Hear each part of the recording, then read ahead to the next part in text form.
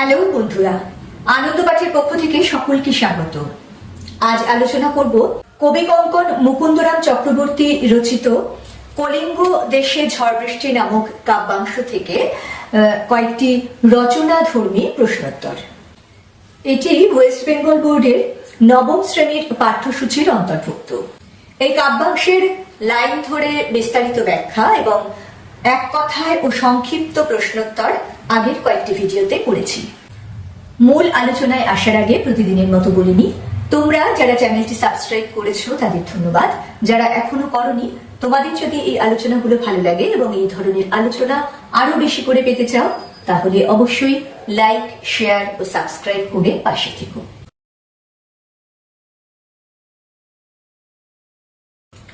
চলে আসছি আজকের প্রশ্নোত্তর পর্বে। প্রথম প্রশ্ন, কলিঙ্গ দেশে ঝড় বৃষ্টি কবিতায় মেঘ কিভাবে গগনমণ্ডল ছেয়ে ফেলেছিল তার বর্ণনা দাও। এর ফল কি হয়েছিল? কবি কঙ্কন মুকুন্দরাম চক্রবর্তী রচিত কলিঙ্গ দেশে ঝড় বৃষ্টি নামক কাব্যাংশে এক ভয়াবহ প্রাকৃতিক বিপর্যয়ের ছবি তুলে ধরা হয়েছে। আকস্মিকভাবে কলিঙ্গ দেশের ঈশান কোণে অর্থাৎ উত্তর পূর্ব কোণে ঘন মেঘ দেখা দেয়। উত্তরের বাতাস তীব্রতর হয় এবং ক্রমে সেই মেঘ সমগ্র আকাশে সঞ্চারিত হয়। বিপুল গর্জনে বজ্রপাত শুরু হয় এবং সেই মেঘের আড়াল থেকে ঘন ঘন বিদ্যুৎ চমকাতে থাকে।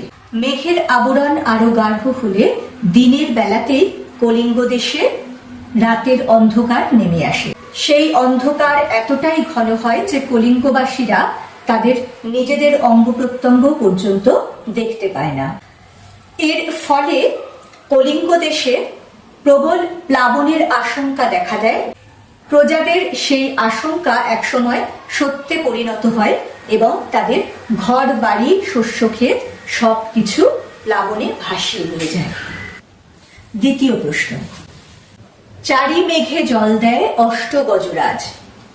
চারটি মেঘের নাম বলো, অষ্ট গজরাজের নাম বলো, পংক্তিটির অর্থ বুঝিয়ে দাও। কাব্যাংশে উল্লিখিত চারি মেঘের নাম হলো সম্বর্ত, আবর্ত, পুষ্কর এবং দ্রোণ। অষ্ট গজরাজ অর্থাৎ আটটি হাতি। পৌরাণিক মতে এই অষ্ট গজরাজ আকাশের আট দিকে দাঁড়িয়ে পৃথিবীকে ধরে রেখেছে। এই অষ্ট গজরাজের নাম হলো ঐরাবত, পুণ্ডরিক বা পুণ্ডরিক্ষ, বামন, অঞ্জন, কুমুদ, পুষ্পদণ্ড, সার্বভৌম এবং সুপ্রতীক। দেবী চণ্ডীর ইচ্ছে কলিঙ্গ দেশে প্রচন্ড প্রাকৃতিক দুর্যোগ দেখা দেয়।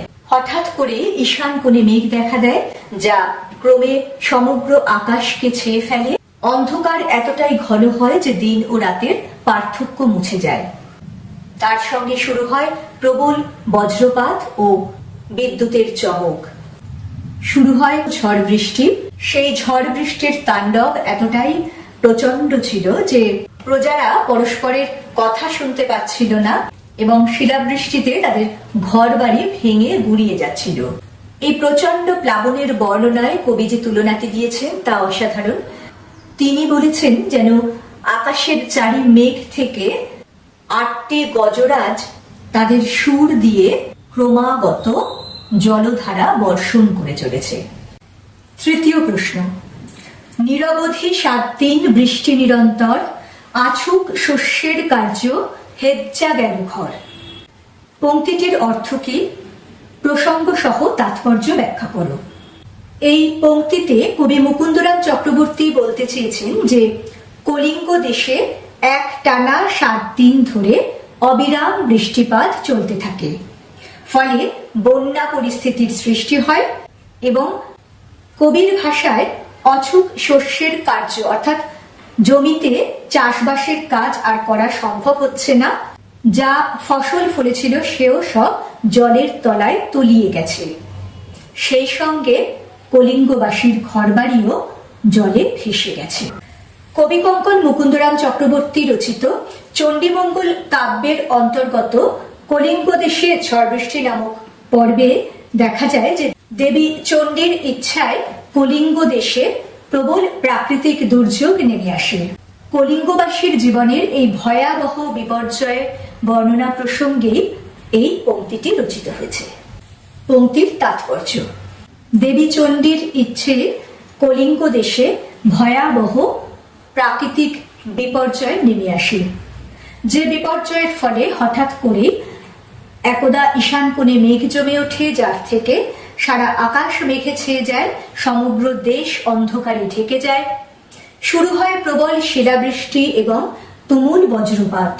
ফলে জল ও স্থলের পার্থক্য ঘুচে যায়, জমির সমস্ত ফসল নষ্ট হয়ে যায় এবং কলিঙ্গবাসীর ঘরবাড়িও এই প্রবল প্লাবনে ভেসে যায়। অর্থাৎ এই প্রবল দুর্বিপাকে একদিকে যেমন কলিঙ্গবাসীদের জীবিকা বা তাদের সারা বছরের অন্ন সংস্থান ধ্বংস হয়ে যায়, তেমনি অপরদিকে তাদের মাথার উপর থেকে ছাদটুকুও সরে যায়। উক্ত পংক্তির মধ্যে দিয়ে তাদের সেই চরম দুর্দশার চিত্রটি ফুটিয়ে তুলেছেন কবি। এটাই এই পংক্তিটির তাৎপর্য। 4 নম্বর প্রশ্ন: অম্বিকা মঙ্গল গান শ্রী কবি কঙ্কন। অম্বিকা মঙ্গলের পরিচয় দাও। শ্রী কবি কঙ্কন রচিত তোমাদের পাঠ্যাংশটির বিষয়বস্তু আলোচনা করো। মধ্যযুগের প্রখ্যাত কবি মুকুন্দরাম চক্রবর্তী রচিত চণ্ডীমঙ্গল কাব্যেরই আরেক নাম অম্বিকা মঙ্গল। এই অম্বিকা মঙ্গল কাব্যের আখেটি খণ্ড থেকে আলোচ্য কলিঙ্গ দেশে ঝড় বৃষ্টি নামক কাব্যাংশটি গৃহীত হয়েছে। বিষয়বস্তু: এই অংশে কলিঙ্গ দেশে দুর্যোগের এক ভয়াবহ চিত্র ফুটে উঠেছে। আমরা এখানে দেখতে পাই দেবী চণ্ডীর আদেশে ইন্দ্রদেব কলিঙ্গ দেশের আকাশে মেঘের সঞ্চার করেছেন। সেই গাঢ় কালো মেঘ সারা আকাশে ছেয়ে গিয়ে কলিঙ্গ দেশকে অন্ধকারে ঢেকে ফেলেছে। সে অন্ধকার এতটাই গাঢ় যে কলিঙ্গবাসী নিজেদের অঙ্গ প্রত্যঙ্গও দেখতে পাচ্ছে না এবং সেখানে দিন রাতের পার্থক্য মুছে গেছে। 4 মেঘ সম্বর্ত, আবর্ত, পুষ্কর ও দ্রোণ থেকে অঝোর ধারায় বৃষ্টিপাত শুরু হয়। প্রচন্ড জোরে মেঘের গর্জন শোনা যায়। এই বিধ্বংসী ঝড় বৃষ্টিতে কলিঙ্গবাসী আসন্ন বিপদের আশঙ্কায় বিষণ্ণ হয়ে পড়ে। প্রচন্ড জোরে হুড় হুড় দূর দূর শব্দে ঝড় আছড়ে পড়ে। সেই সঙ্গে শিলাবৃষ্টিতে কলিঙ্গবাসীর ঘরের চাল ভেঙে পড়ায় তারা ঘর ছেড়ে বাইরে বেরোতে বাধ্য হয়। ঝড়ের দাপটে সবুজ মাঠ ও গাছপালা ধুলোয় আচ্ছাদিত হয়ে যায়। কৃষিক্ষেত্র জলে তলিয়ে গিয়ে ফসল পচে নষ্ট হয়ে যায়। সেই বর্ষণের তীব্রতা এতটাই যেন মনে হয় চারিদিক থেকে 4টি মেঘে 8টি গজরাজ যেন অবিরাম জলধারা বর্ষণ করে চলেছে। ব্যাঙ যেমন করে লাফায় তেমন করেই যেন বাজ পড়ছে কলিঙ্গ দেশের উপরে। 7 দিন ধরে এমন নিরবচ্ছিন্ন বৃষ্টিপাতের ফলে সূর্যের মুখ দেখা যায়নি। ঘুচে গেছে দিন ও রাতের পার্থক্য। প্রবল বজ্রপাতে অত্যন্ত ভীত সন্ত্রস্ত হয়ে কলিঙ্গবাসী জৈমিনী ঋষিকে স্মরণ করেছে এই বজ্রপাত বন্ধ করার জন্য। 7 দিনের টানা বৃষ্টিতে ক্ষেতে জল জমে যাওয়ায় কৃষিকাজ বন্ধ হয়ে গেছে। জল স্থল একাকার হয়ে ভুজঙ্গ অর্থাৎ সাপ গর্ত থেকে বেরিয়ে সেই জলে ভেসে বেড়াচ্ছে। কিন্তু এতেও রক্ষা নেই। এর উপরে দেবী চণ্ডীর আদেশে পবনপুত্র হনুমান কলিঙ্গ দেশে ধ্বংসলীলা শুরু করে দিয়েছেন। তিনি সেখানকার সমস্ত বড় বড় অট্টালিকা ও মঠ মন্দির ভেঙে গুঁড়িয়ে দিয়েছেন। নদ নদীগুলি পর্বত প্রমাণ ঢেউ তুলে কলিঙ্গ দেশকে ভাসিয়ে নিচ্ছে। দেখে যেন মনে হচ্ছে তাদের ঘর বাড়িগুলিও জলের উপরে ভেসে বেড়াচ্ছে। বলা বাহুল্য, এই প্রচন্ড বিপর্যয়ে কলিঙ্গবাসীর পক্ষে আর সে দেশে থাকা সম্ভব হয় না। তারা সেই দেশ ছেড়ে পালিয়ে যান। দেবী চণ্ডীর স্নেহধন্য ব্যাধ কালকেতু প্রতিষ্ঠিত গুজরাট নগরীতে জনবসতি স্থাপনের উদ্দেশ্যে পার্শ্ববর্তী কলিঙ্গ দেশে এই যে প্রাকৃতিক বিপর্যয় সৃষ্টি করা হয়েছিল তাকে কেন্দ্র করে রচিত হয়েছে আলোচ্য কাব্যাংশটি। 5 নম্বর এবং আজকের মতো শেষ প্রশ্নোত্তর: কলিঙ্গ দেশে ঝড় বৃষ্টি নামক কাব্যাংশের নামকরণের সার্থকতা বিচার করো।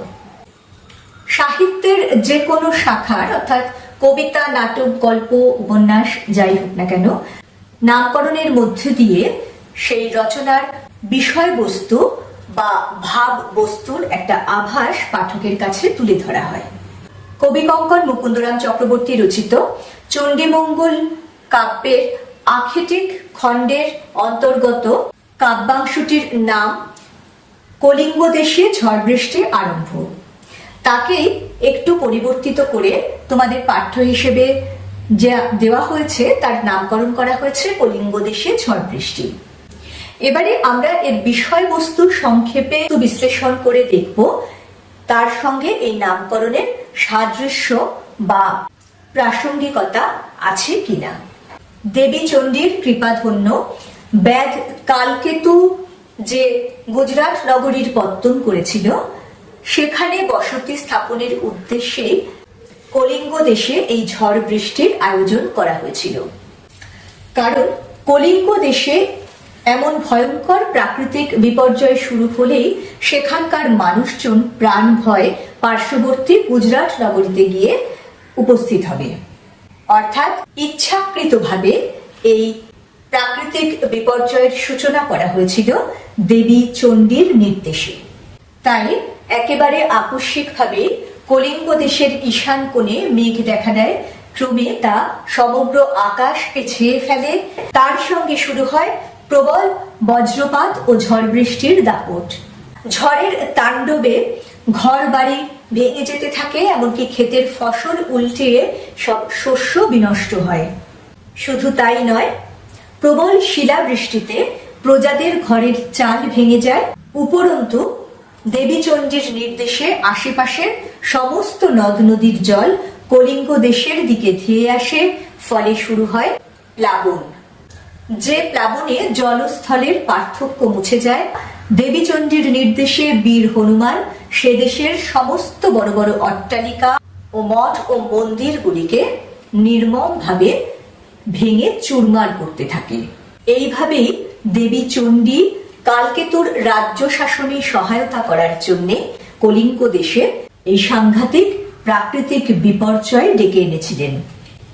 সমগ্র কাব্যাংশটি জুড়েই যেহেতু এই প্রবল ঝড় বৃষ্টির তাণ্ডবের কথা বলা হয়েছে, তাই নির্দ্বিধায় বলা যায় যে বিষয়গত দিক থেকে আলোচ্য কাব্যাংশটির কলিঙ্গ দেশে ঝড় বৃষ্টি নামটি সম্পূর্ণ সার্থক ও যথাযথ।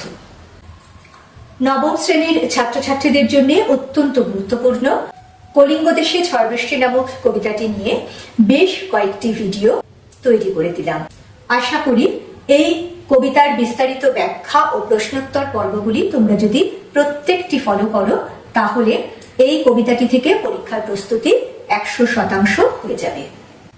পরের দিন আরো একটি নতুন পাঠ নিয়ে চলে আসবো। সঙ্গে সঙ্গে নোটিফিকেশন পেতে চাইলে সাবস্ক্রাইব করে বেল বাটনটি অন করতে ভুলো না। আজকের মতো টাটা, সবাই খুব ভালো থেকো।